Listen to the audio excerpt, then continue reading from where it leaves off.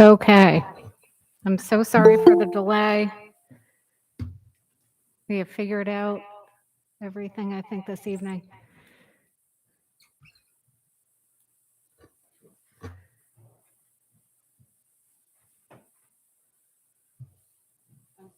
No, you're fine. Okay, thank you. Exactly. Right.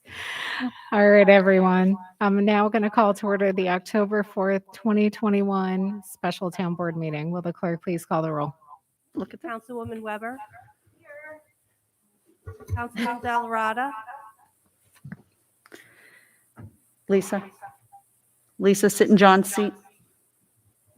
Sit in Councilman John's seat. Delarada. Absent. Councilman McPartlin. Here. Councilwoman McGraw. Here. Supervisor Syed. Here. All rise for the Pledge of Allegiance.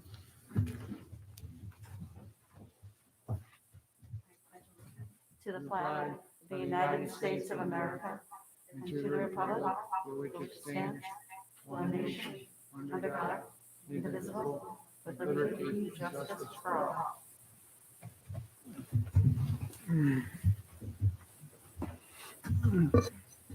Yeah. I don't know if I should talk directly into the laptop or.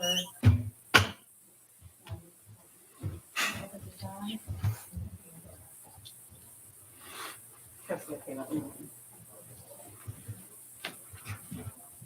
right, well, hopefully everyone can hear me by the laptop.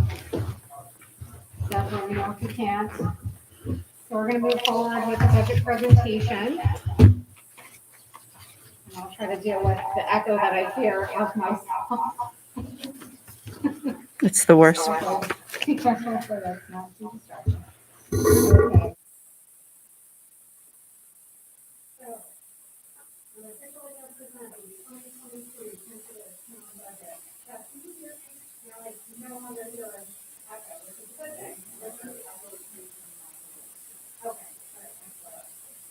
Okay.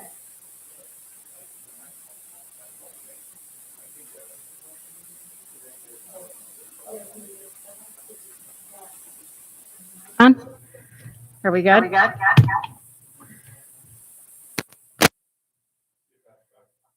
Okay, how's this? Still an echo.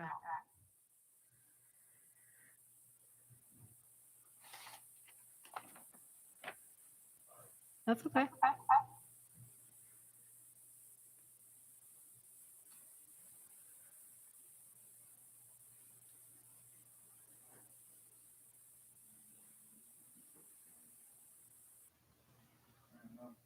Is the mic on that? Yes. On the laptop though?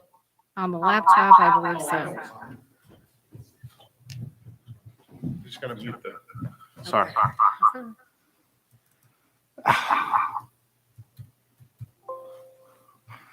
I just mute this.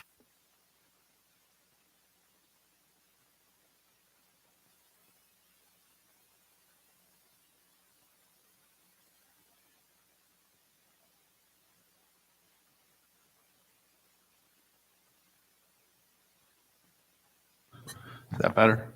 Yeah. All good. Great. Sorry about that. That's okay. Thank you, Seth. Seth is the man in command. Thank you so much. He fixes everything, including this issue. So thank you all for your patience. We're going to begin the 2022 tentative town budget presentation. Today is October 4th, 2021. Oh, I'm sorry. Do we have? No. this? Okay, that's, I just Nope. want to make sure I wasn't missing. Nope. Thank you. Nope. So we have the 2022 tentative town budget incomplete. This is just the presentation. I can circulate these slides. So the 2022 tentative town budget, it's a conservative budget that moves the town forward in a fiscally sound way, meeting and maintaining the town's needs, priorities, and excellent services. The 2022 tentative budget stays well under the 2% state mandated tax cap. The 2022 tentative town budget prescribes a 0% increase to residential property taxes. That's correct. There is no increase to the residential property tax increase. And there is no fund balance appropriation for the general and highway funds.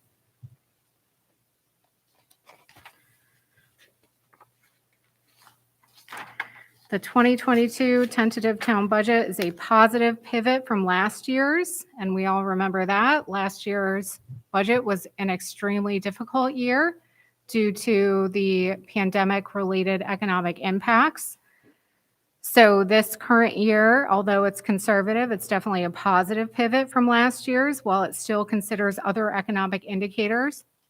Those other economic indicators include, unfortunately, a sustained 20% revenue decline from aid and incentive to municipalities, which is AIM disbursement payments. So last year, we did get our disbursement payment. It was 20% less than what we are accustomed to receiving. So because of that, we are going to continue to budget the 20% revenue decline.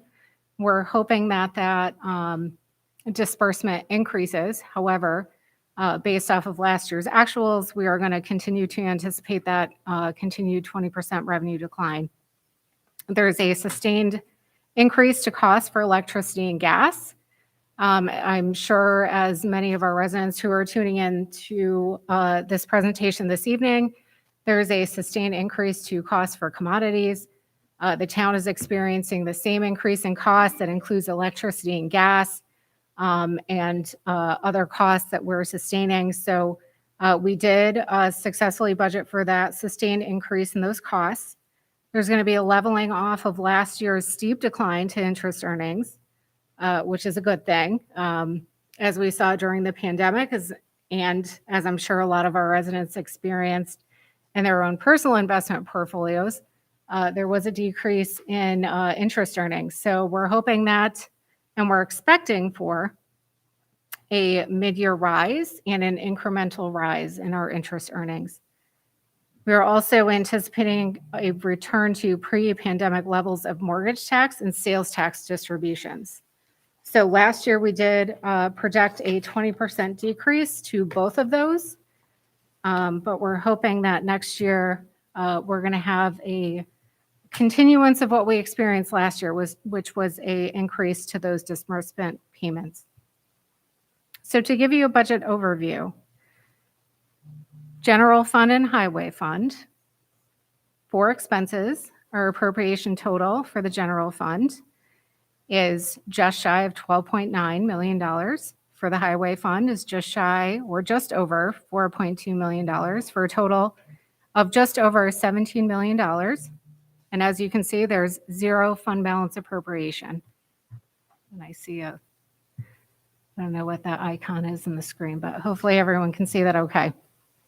So for a total, as I said, less, fund balance, which is zero, our total appropriation for the general fund and highway fund is just over $17 million.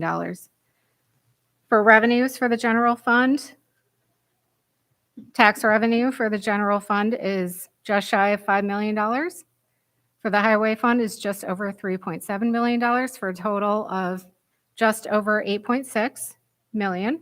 Our non-tax revenue for the general fund is just shy of $8 million. For the highway fund is just over $500,000 for a total of just over $8.4 million. So for total, general and highway is, as I said before, just over $17 million.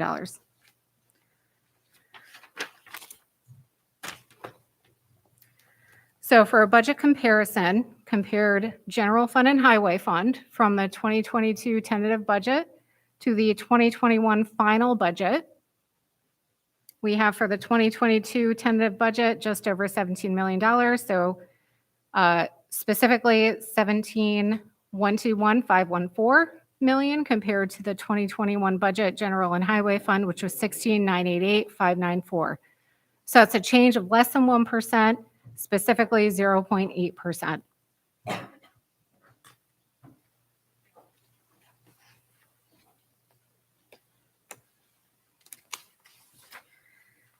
And next we have our key expenses. These are our budget cost drivers. This is not including overtime, holiday, and seasonal pay. We have for the general fund, personal services, which is salaries and related, just over $6 million. For the highway fund, just over $1.3 million. For ERS, PFRS, and Social Security, so these are the retirement benefit accounts. For the general fund, just over $1.7 million, and for the highway fund, just over $300,000. Other overhead costs, which include workers' comp, insurance, and other. For the general fund, just under $2 million, so it's $1,974,196, and for the highway fund, $648,590. And then we have our other cost drivers, which are debt. So in the general fund, it's just over $300,000. For the highway fund, it's just over $560,000. For our key revenues, we have property tax for the general fund, just under $5 million. So specifically, $998,948. For the highway fund, just over $3.7 million. For our sales tax and franchise fees, and CHIPS for highway fund. So for general fund, it's sales tax and franchise fees. It's just over $3.7 million. For the highway fund, CHIPS reimbursement is $260,000, just over that. Interest earnings, which, as I said before, we're going to experience an increase. We're expected to experience an increase this year. We have general fund just over $60,000, highway fund just over $41,000. Yard waste fee, there's no increase to the general fund. It does not apply to the highway fund, but as we heard before, we wanted to hear about many of the fee increases that would be experienced in the town. So specifically, I can call out the yard waste fee. There's no increase to the yard waste fee. In terms of AIM and mortgage tax, which specifically applies to the general fund, we are going to receive just over $840,000. So what is included or not included across all funds in the 2022 tentative budget? Well, I can give you some specifics. So included are our contractually obligated salary increases for represented labor. So these were all negotiated either ahead of time or currently in successive year agreements. So all of these increases have been 100% accounted for in the 2022 tentative town budget. We also have included grade and step increases for non-represented staff. We also have sustained funding for a part-time HR specialist and a grants consultant, which is going to be hugely important as we go forward. Grants are something that we always want to be tenacious about attaining. They're going to do a lot for the town, and our grants consultant has already proven that she's been a wonderful asset to the town, so we hopefully are going to continue with that relationship with her. We also have included increased funding for pre-pandemic police department staff levels. So that's fully funded 30 staff members, including a lieutenant's position. Not included in the budget is cost of living increases, which is a COLA for non-represented staff. In addition, supplementary salary requests above and beyond step and grade increases. So anything that's above and beyond what's been contractually obligated or what has been guaranteed with the grade and step increases on our representative or supervisory and non-supervisory salary schedules, those are going to be separate schedules that are circulated internally. So as is customary, those, in addition to capital project requests, are going to be submitted on separate schedules and considered separately by the town board.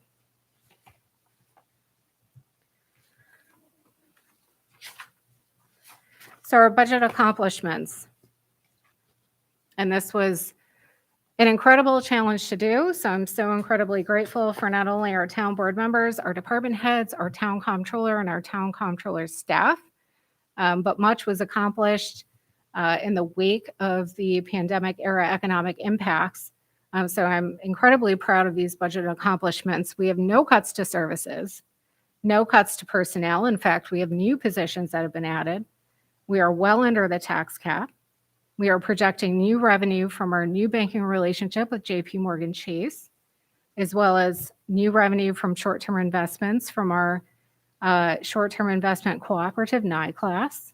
We're also projecting expense savings by leveraging our current relationship with USI, and they have a proven success rate with attaining very competitive rates for insurance and employee benefits to our employees and to the town. So going forward, this evening, we have our budget workshop number 1. This is just our budget presentation, but we have our first budget workshop. Tomorrow, we have our budget workshop. Wednesday, October 6th, we also have another budget workshop.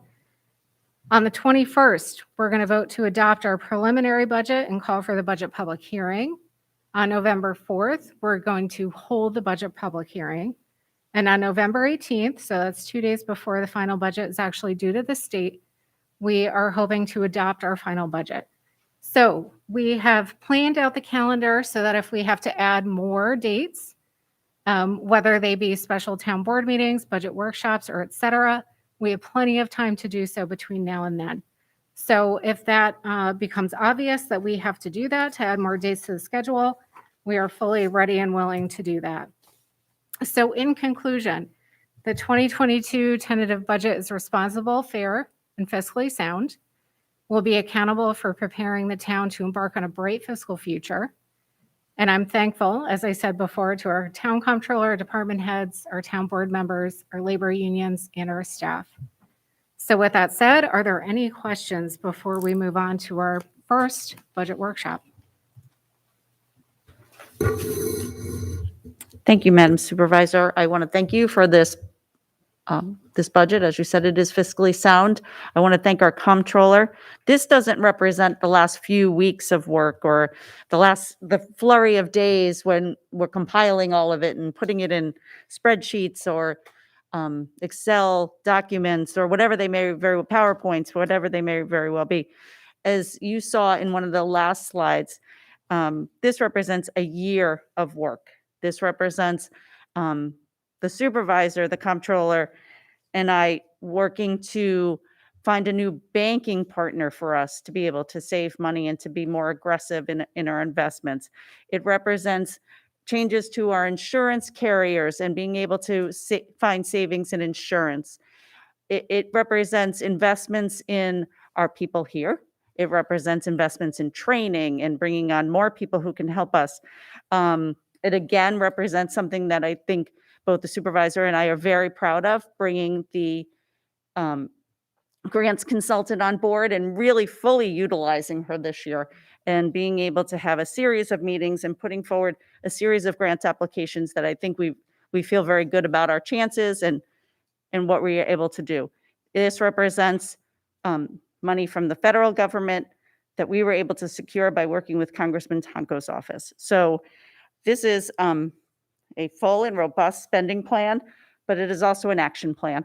And I can't thank Ismet Alam nearly enough, her staff, and the supervisor, and my colleagues, obviously, for being able to have this document ready on time, and something that I think it may need tweaks here and there. We may need additional days, but the document we see today, if we would have thought 6 months ago, or even 6 weeks ago, or 6 days ago, that we could have gotten to this superior document, I'm not sure any of us would have believed it. So I really want to thank everybody for their hard work.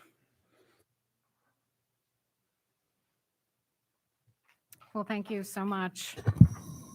Are there any further questions for the Just- purposes of our special town board meeting? I just had a question. This might be answered through the rest of the presentation, but which sections of the budget were most bolstered by that funding from the federal government? So it's essentially spread evenly across all funds. So we were, so per the federal legislation, the funds can be used for very specific purposes. So they cannot be used for pension funds. They cannot be used to replenish fund balance. They can't be used for a number of other incidences. However, they can be used to maintain the level of services that we have been accustomed to providing for the residents. So in almost every circumstance that you see this funding applied throughout the budget, that's where it's been applied. It's been applied to ensure that we are maintaining all of the services that all of the town residents have come to expect. And that's been checked with Association of Towns. We wanted to make sure that we were applying that funding appropriately and as per the legislation dictated. So we believe that we have done so.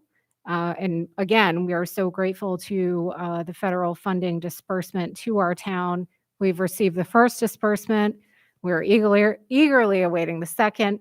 And actually, that brings me to another point to again note our town comptroller and our town comptroller staff that when we applied for the funding, we did so early that we were awarded an additional $9,000 in funding. So that really is a testament to how quickly our staff worked Wow, on that that's And, particular. and Great around news. here, $9,000 is a lot of It's a money. lot. Yes, it is. I mean, Yes. the way we spend it, I mean, miserly, that's real money. So thank you. Thank you. Thank you. I just want to begin by thanking Ismat Alam, our controller, and all of her staff for putting this together. This is a different budget than we have seen in past years at the first look at it. And so it seems like you've done a lot of hard work went into this.